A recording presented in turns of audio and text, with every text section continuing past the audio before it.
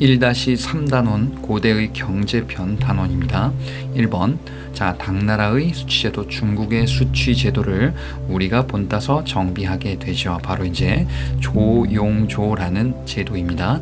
이 조용조 제도는 순서대로 조세와 역, 공납, 자, 이것의 그 매칭되는 기원이 됩니다. 2번 신라가 수취를 하기 위해서 작성했었던 문서, 바로 이제 수취의 근거 문서다라고도 이야기를 하죠. 일본에서 발견됐었던 이 문서는 신라 장적 또는 촐락문서라고도 하는 민정문서입니다.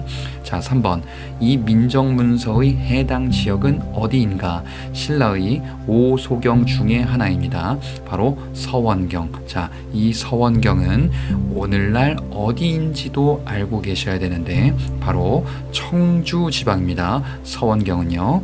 자, 4번 이 민정문서는 작성 시기 얼마나 한 번씩 작성하였는가, 그리고 누가 작성하였는가, 이것을 각각 알아두셔야 되겠다. 3년마다 한 번씩 촌주가 작성합니다.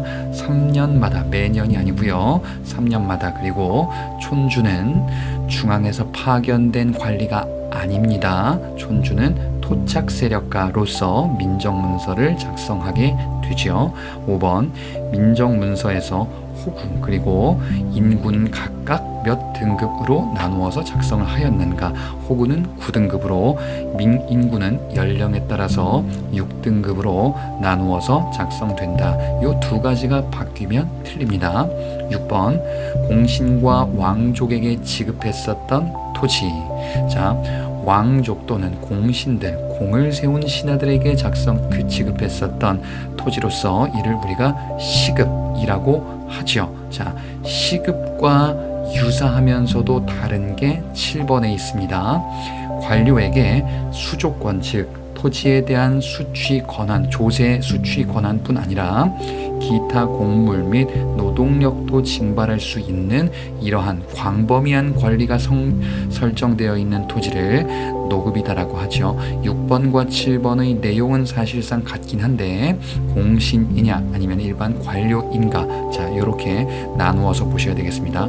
8번 관료에게 수조권만 지급했었던 토지. 자, 7번과 대비되는 개념, 노급과 대비되는 개념이죠. 노동력 징발권과 같은 이런, 즉 노동력을 마음대로 부릴 수 있는 권한은 없더라. 이를 박탈시켰다. 신문왕 때 시행됐었던 관료전을 지급하고 신문왕 때는 노급을 폐지했다라고 우리는 살펴봤었습니다. 9번 자, 모든 국가의 토지가 왕의 토지이다. 네, 이는 왕이 다스리니까 나의 토지나 마찬가지다라는 관념, 실제로 왕이 가지고 있다라기보다는 관념적인 성격의 사상, 바로 왕토 사상이 되겠죠. 10번의 이 왕토 사상을 근거로 백성들에게 또는 농민들에게 지급했었던 토지, 근데 이는 성덕왕 시기 때 지급하게 됩니다. 바로 정전이라는 제도이지요. 국가의 토지 지배력이 강화되었음을 보여준다라는 포인트를 알고 계셔야 되겠습니다. 11번 문제.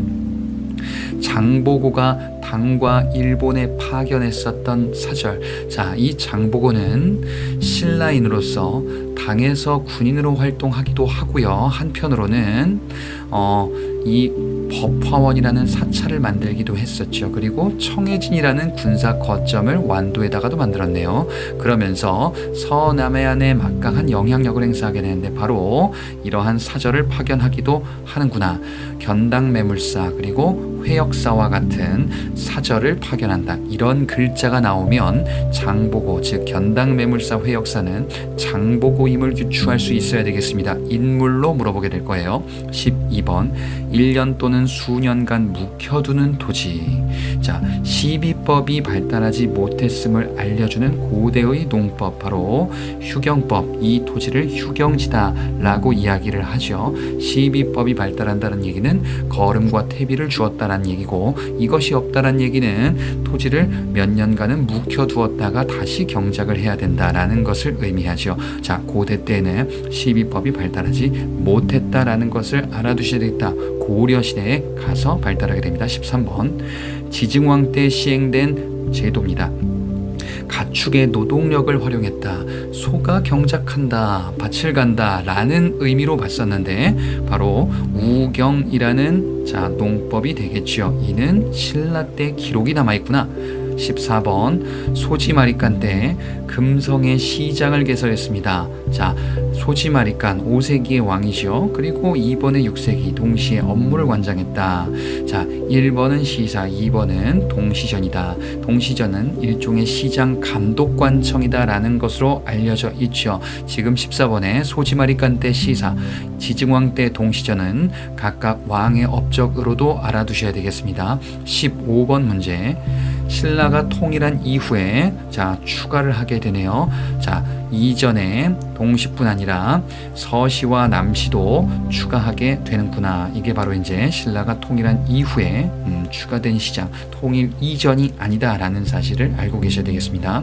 16번, 토지를 소유한 농민을 뭐라고 하느냐? 내 땅을 가지고 있는 농민, 자영농이다라고 이야기를 하고요. 2번은 토지를 빌려 남의 땅, 즉 주로 귀족의 토지를 빌려서 경작하는 이런 농민은 소작농이다 라고 이야기를 하죠. 17번, 고국천왕 때 을파소 건의에 의해서 시행이 되었네요.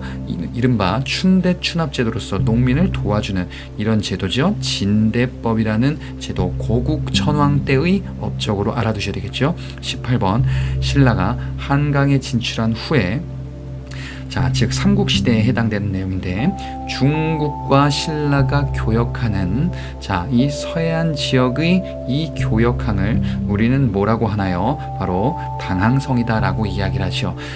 신라가 삼국시대 때 주로 활용을 하게 됩니다. 반면에 19번, 통일신라 시기, 신라가 통일한 이후의 교역항은 금성 그 근처에 있는 울산항이 되겠습니다. 통일신라 시기 때 국제무역항은 울산항. 20번, 당나라가 당에 설치된 신라인들의 마을, 신라방 또는 신라촌이다라고 하고요. 이런 곳에다가 이번에 신라인들의 감독관청, 당나라가 설치한 신라인들의 감독관청은 신라소라고 이야기를 하죠. 당시 통일신라 시기 때 해당되는 내용 시기도 파악해보자. 21번, 당나라에 설치된 신라인들의 사찰, 이를 우리가 신라원이다 라고 이야기를 하고요. 그리고 신라인 숙소, 신라여관 같은 거 얘기하는 거죠. 신라관이다 라고 합니다. 그래서 신라원은 사찰절, 그 다음에 신라관은 신라숙소. 22번, 장보고 얘기가 또 나왔습니다. 장보고가 설치한 신라원, 앞서도 말씀드렸는데 바로 법화원이라고 하죠. 그리고 일본 승려로서 장보고에게 당에서 일본으로 귀국을 부탁했었던 이런 글을 남기기도 했었던 엔린이라는 승려가 있었다. 이런 내용들 장보고이구나라는 사실을 파악할 수 있어야 되겠습니다. 23번, 장보고가 흥덕왕에게 건의하여 설치했었다. 지금의 완도에다 설치한 해상기지이자 군사거점, 바로 청해진이 되겠죠. 장보고임을 파악하셔야 되겠다. 굉장히 중요한 인물이구나. 24번, 발해가 당과 교역하는 교역로 두 가지가 있습니다. 두 가지, 주로 이제 당과 교역한다라고 하면은 문왕 때 이후에 활용이 되겠죠. 문왕 시기 때 당과 교역을 하게 되니까요. 이는 조공도와 영주도 두 가지입니다. 25번, 발해가 일본과 그리고 거란과 교역하는 것은 그대로 써주시면 되지요. 일본도와 거란도. 26번 보겠습니다. 당나라에 설치된 발해인 숙소, 앞서 봤었던 신라인 숙소와 같은 맥락으로 이름이 붙어져 있네요. 바로 발해관이다라고 하고요. 두 번째, 발해가 특산물을 많이 이것저것 생산하는데 그 중에서 말을 많이 수출하는데 대표적인 생산지로서 솔빈부의 말이 유명하다라고도 알려져 있죠. 다음은 1-4단원입니다. 고대의 사회편 해당되는 문제들을 보겠습니다. 1번, 고대의 경제적 부유층을 의미하는데 이 부유층은 뭐라고 하느냐? 바로 호민이다라고 하고요. 반면에 생산활동에 종사하는 자들인데 주로 이후에 평민, 누구? 하호는 곧 평민이다 라는 개념을 알아두시자. 2번 고구려 백제 신라 왕족의 성씨. 자, 고구려는 고씨가 왕족, 그리고 백제는 부여씨, 그리고 신라는 박석 김씨였다가 김씨로 이제 왕족이 정해지게 되겠죠. 3번 부여와 고구려의 형벌로서 도둑질 행위, 도둑질을 했을 때, 절도를 했을 때 처벌하는 규정. 자, 부여와 고구려 둘 다 공통적으로 해당하네요. 배상을 하는데 12배를 배상하도록 하죠. 4번 백제 같은 경우에 도둑질을 처벌하고 또는 관리 뇌물을 처벌하는, 자, 도둑질했을 때는 일책2법, 그다음에 관리 뇌물 같은 경우는 일책3법 2배 또는 3배 이렇게 배상하는데, 자, 이것까지는 잘 나오진 않으니까 백제에도 뭔가의 배상 규정이 있구나 정도로만 파악하셔도 됩니다. 5번 신라의 귀족 신분제인데요. 혈연 중심의 폐쇄적. 자, 이거는 골품제로서 당연히 알고 계셔야 되는 내용, 그리고 그 의미도 알아두셔야 되겠다. 자, 관련된 내용 6번부터 나옵니다. 자, 6번에 성골이 소멸된 이후에 왕위를 계승했었던 그 왕족들을 의미하는데 바로 진골이고요. 자, 신라의 복색은 4가지가 있습니다. 자비, 청황, 자색, 비색, 청색, 황색. 그 중에서 진골이 독점한 건 가장 높은 복색, 자색이지요. 진골은 자색 공복을 독점하였구나. 7번 대족장의 후예이면서 등난이다 라고도 불렀었어요. 예, 획득하기 어려운데 왕족은 아닌 일반 귀족 중에서 가장 높은 신분을 의미하죠. 신라 중대에는 왕권과 결탁했었던 바로 이들 육두품이 되겠고요. 자, 이들의 승진 상한 관등, 자, 6등급 뭐라고 합니까? 아찬이죠. 그래서 6등급 아찬, 요렇게 육두품의 승진 상한선이다 라고 알고 계셔야 되겠습니다. 8번 문제, 골품제하에서 5두품의 승진 상한직 10등급 대나마, 4두품은 12등급 대사. 자, 그래서 5두품은 10대나마, 4두품은 12대사 각각의 승진 상한선. 물론 이것보다 중요한 거는, 자, 7번에 앞서 봤었던 6두품은 6등급 아찬이라는 사실이 가장 중요한 포인트입니다. 다음 문제를 보도록 하겠습니다. 9번입니다. 승진의 한계를 넘지 않고 승진이 가능하도록 했었던 이런 제도. 진골은 아니죠. 진골은 승진 상한에 적용을 받지 않습니다. 육두품 이하 계층이 적용받았었던 중위제. 자, 진골은 아니고 육두품 이하구나 라는 사실. 10번 신라의 귀족회의, 귀족들이 모여서 국정을 운영하는 이 회의, 자, 화백회의죠. 화백회의는 의사결정 방식이 바로 만장일치 방식으로 이루어지게 됩니다. 11번 신라의 청소년 조직이면서 진흥왕 시기 때 이제 국가 조직화됐었던 바로 화랑도, 화랑과 낭도로 구성되어 있어서 귀족뿐 아니라 평민까지 아우르는 이런 제도를 의미하죠. 12번에 화랑의 정신을 알 수 있는 글들이 있는데 그 중에서 최치원이 지었다. 최치원은 진성령에게 시무십조를 올리기도 했었던 사람이고요. 앞서 본 것처럼 당에서 빈공과 수석을 하면서 신라로 귀국했었던 사람이다.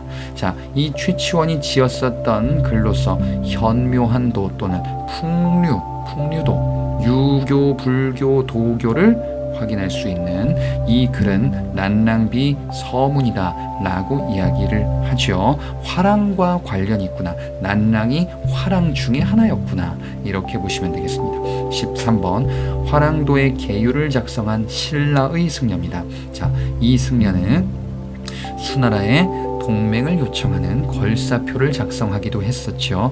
바로 원광법사가 화랑도의 계율을 작성합니다. 그 계율 14번에 있습니다. 신라 화랑도의 계율로서 원광법사가 제정했었다. 바로 세속오계. 이 세속오계는 여러분들이 사료에서도 보셨는데 사군이충, 사친이효, 교우이신, 임전무태, 살생유택과 같은 이러한 그 가르침들을 담고 있다.